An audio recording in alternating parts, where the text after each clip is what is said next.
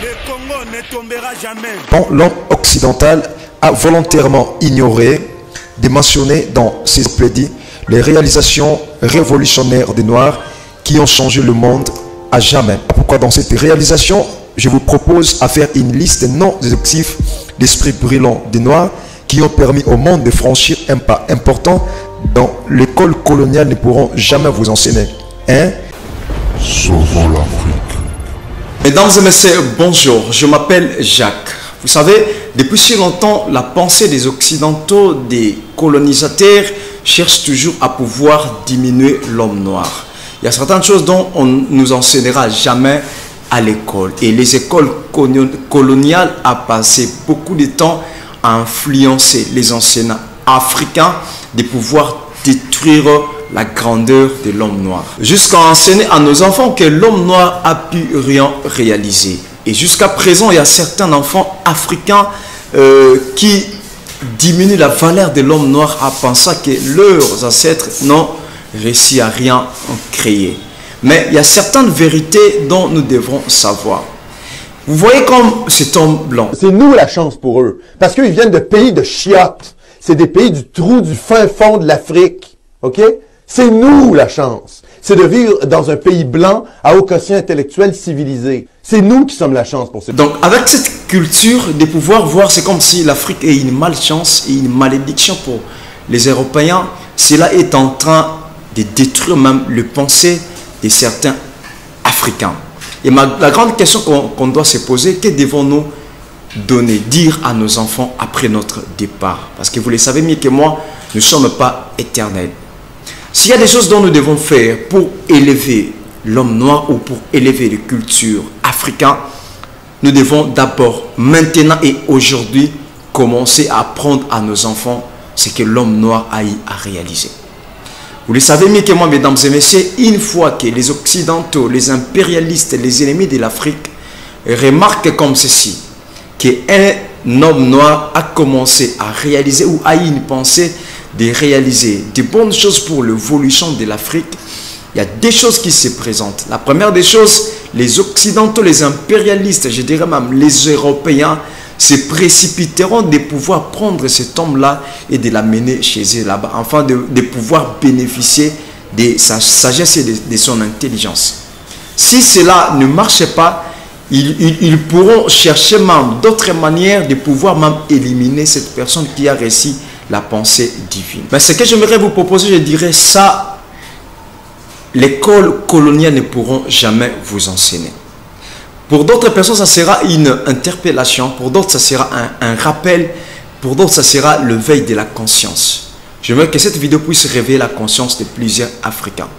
Vous allez remarquer quelques inventions dont les Africains ont eu à réaliser pendant tout ce temps, je dirais même avant la colonisation. Je vais vous montrer à l'image certaines réalisations que l'homme noir a eu à réaliser, qui a essayé un peu de développer le monde. Je vais vous laisser d'abord à suivre cet élément que j'ai réalisé pour vous. Et j'aimerais d'abord voir comment vous allez réagir au travers de vos commentaires, partages et likes. Je vous aime beaucoup. Lorsque nous affirmons que les pyramides ont été construites par les Égyptiens noirs et que beaucoup d'inventions que les usurpateurs se sont frauduleusement appropriées sont d'origine afro-égyptienne, les néocolonialismes en perte de vitesse prétendent que ces réalisations appartiennent à un passé et que les Noirs ne seraient que des dormeurs d'esprit, profitant des œuvres des autres.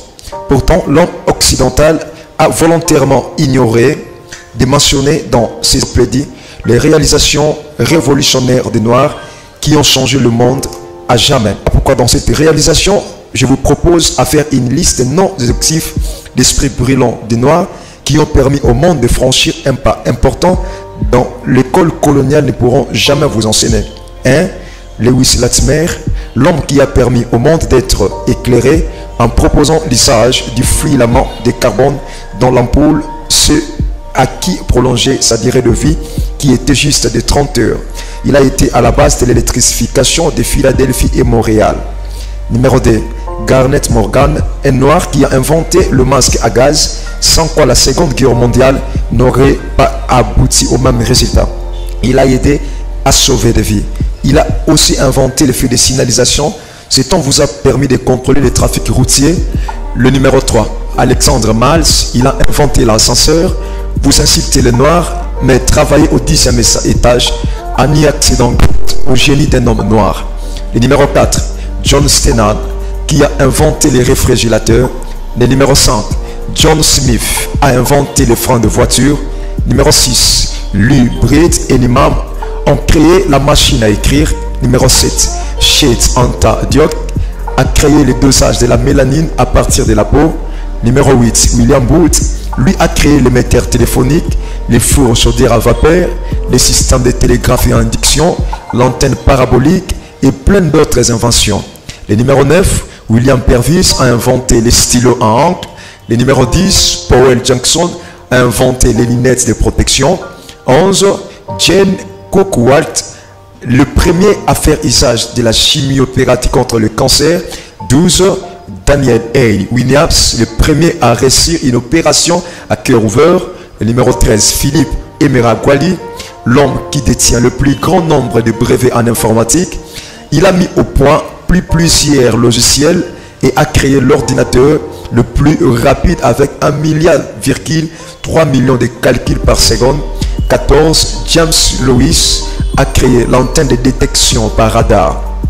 C'est exactement ce qui arrive lorsque vous laissez les privilèges à l'ennemi d'écrire votre propre histoire. Certains d'autres cerveaux africains se sont vus refuser des brevets juste parce que les néocolonialistes n'ont pas digéré que l'homme noir s'adjuge le privilège d'avoir changé le monde. Des chercheurs gabonais, nigériens, ivoiriens, camerounais, congolais, béninois, sénégalais, togolais et autres ont mis au point des traitements contre des maladies considérées incurables, se sont vus supprimés par les néocolonialistes qui cherchent à bloquer l'envol de l'Afrique. Maxwell Chikunguso, un actif de Zimbabwe, après avoir créé un générateur à énergie gratuite infinie sans aucune conséquence sur l'écosystème, laquelle énergie a fait rouler une voiture sans aucune sortie d'énergie, voler un hélicoptère et allumer indéfiniment un téléviseur. Le brevet lui a été refusé sous prétexte que son invention était contraire aux lois de la physique, puis contraire par les Américains de leur apprendre sa technologie.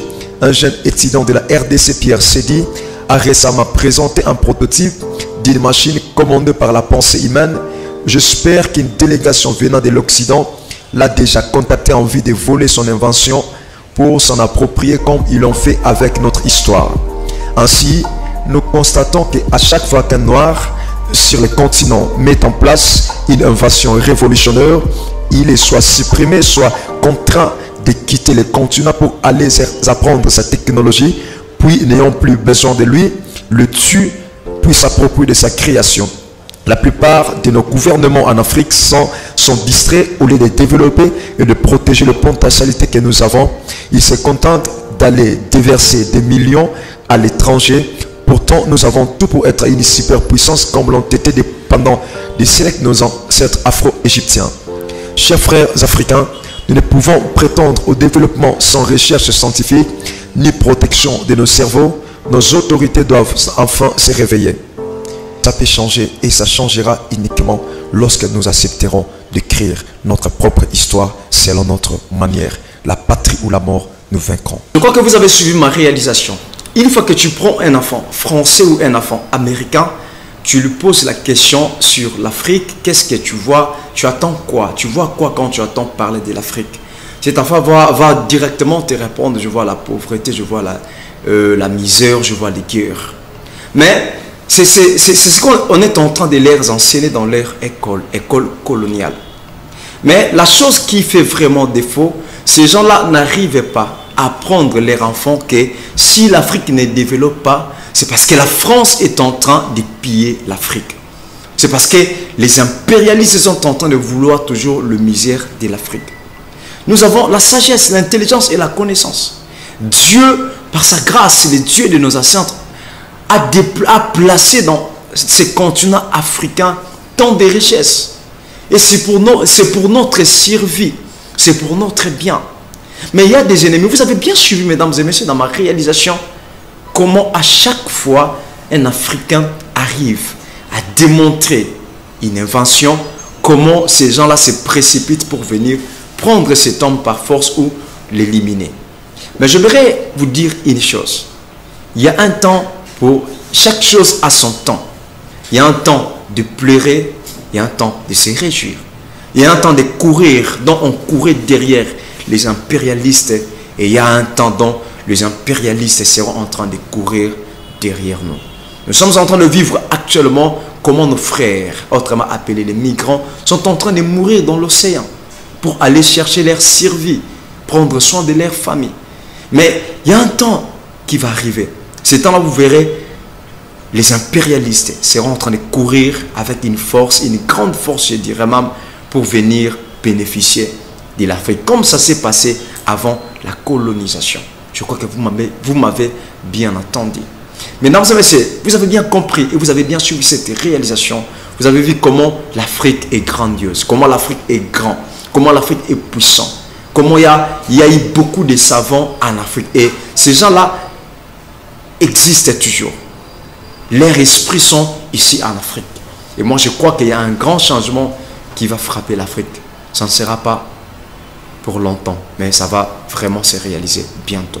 C'était ton frère Jacques Nkama. Si vous avez aimé cette réalisation, essayez juste de partager la vidéo, aimer la vidéo et commenter, afin que YouTube puisse voir que la vidéo a une très grande importance. Un grand merci à notre réalisateur ingénieur, Mona Dior, et à toutes ces personnes qui étaient derrière la caméra.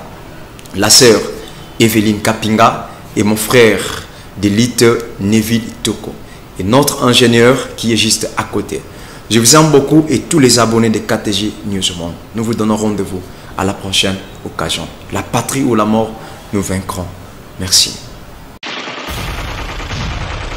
Le Congo ne tombera jamais.